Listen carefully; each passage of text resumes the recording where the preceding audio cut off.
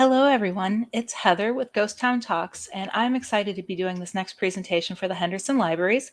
For those of you who have been following us, we've covered different ghost towns throughout the southern Nevada and actually throughout the whole state of Nevada. We even covered one in California. This time we are traveling out to Oatman, Arizona, and the reason why I wanted to cover this one, it is such a fun little town. As you can see from the photo, there's burrows everywhere, and we'll talk more about those a little later. So let's get started, and thank you guys for watching this. Okay, the history of Oatman. Oatman is a small village in Arizona. It's nestled in the Black Mountains, and it's named in honor of Olive Oatman. Olive was a young girl from Illinois who was captured and enslaved by a local tribe in 1851. When her pioneer family was traveling westward on their journey, they all were massacred except for her. Olive later was sold or traded, it's unknown which one it was, to the Mojave, who adopted her and tattooed her face per their tribe customs. And later on, I do have a photo to show of that tattoo. She was released at Fort Yuma in 1856. The village started originally as a small mining camp, and even though it had already been settled, it really didn't start booming until two prospectors struck $10 million in gold in 1915. That discovery caused the population to boom to more than 3,500 people in just a single year. For more than one decade, Oatman was one of the largest gold producers in the American West, and people were flocking to the area. The Oatman Hotel was built in 1902, and it remains as the oldest two-story adobe structure in Mojave County and has been named a historical marker. Now, this hotel is no longer in operation as a place to stay, but you can still visit the hotel and check out the inside and look around, including I'll share later more information about the Clark Gable suite that they have there. In 1921, the town suffered a severe fire, burning much of Oatman. And this seems to be a continuation of a whole bunch of all these other ghost towns. They all suffered fires that caused the town to fall in one way or another. But however, Oatman, the city actually thrived. It was rebuilt and catering to the travelers along Route 66. The town's leading employer in 1924 was United Eastern Mines, which was shut down after it had produced more than $13.6 million worth of gold. Sorry, I forgot the million part in there. And today that would have been equal to more than $205 million. The gold mine was reopened in 1995, producing more than 40,000 ounces of gold annually. And then in 1998, it was closed again due to the low gold prices. Famous visitors. There's a room at the Oatman Hotel that is designated as a suite where Clark Gable and Carol Lombard spent their honeymoon after getting married in Kingman, Arizona in 1939. However, there is documentation that proves they'd never spent their honeymoon at this hotel because the couple returned immediately to Los Angeles for a press conference that following day. They later took their honeymoon in Baja California.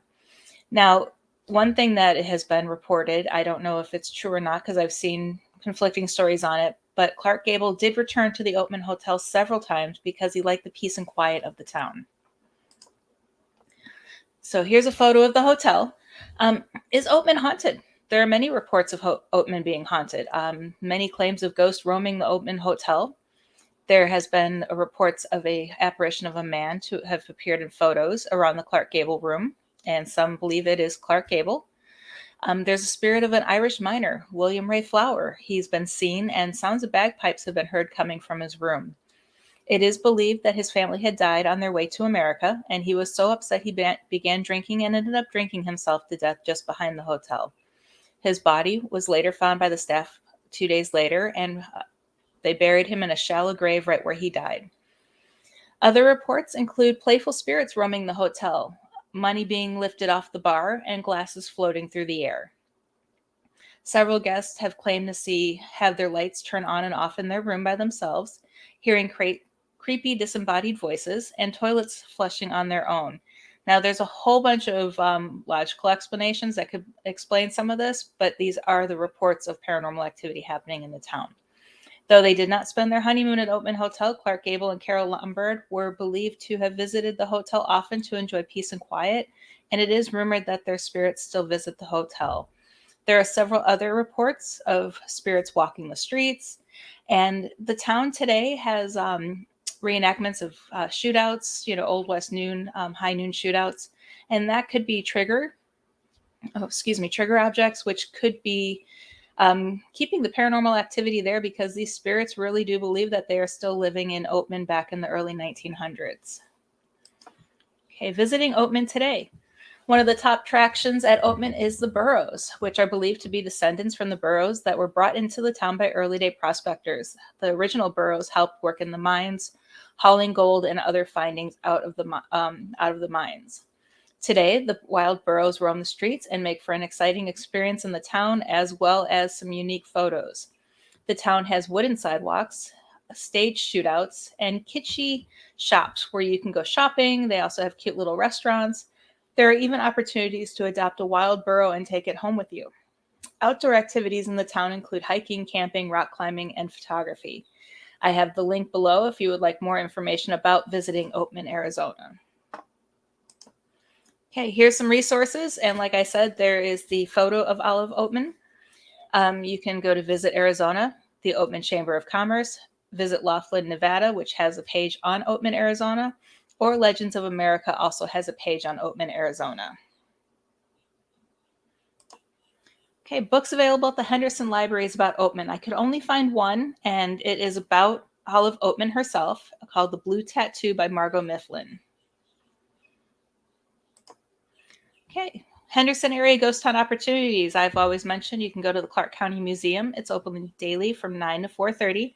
There are several historical buildings from Nevada ghost towns, and it's a great place to explore and enjoy. McCaw School of Mines. It's open on the first Saturday of the month from 9 a.m. to 2 p.m. A great location to learn about mining and the history of the mining in the state of Nevada. Our next presentation will be in December. I believe it's going to be released on December 17th, 2021, and we will be covering Eureka, Nevada. So we will be returning back to Nevada. And here is information about me. You can find anything you need to know. My book, Ghosts of Southern Nevada Ghost Towns, will be out next year, I believe sometime in the summer. If you want more information on that, follow me at Dr. Heather Leigh or Exploration Paranormal. And you could also find me on Instagram, Blogger, and Pinterest. Okay, well, that concludes this episode. So thank you again, everyone, for joining us. And I look forward to bringing the next presentation to you next month. Okay, you guys have a great day.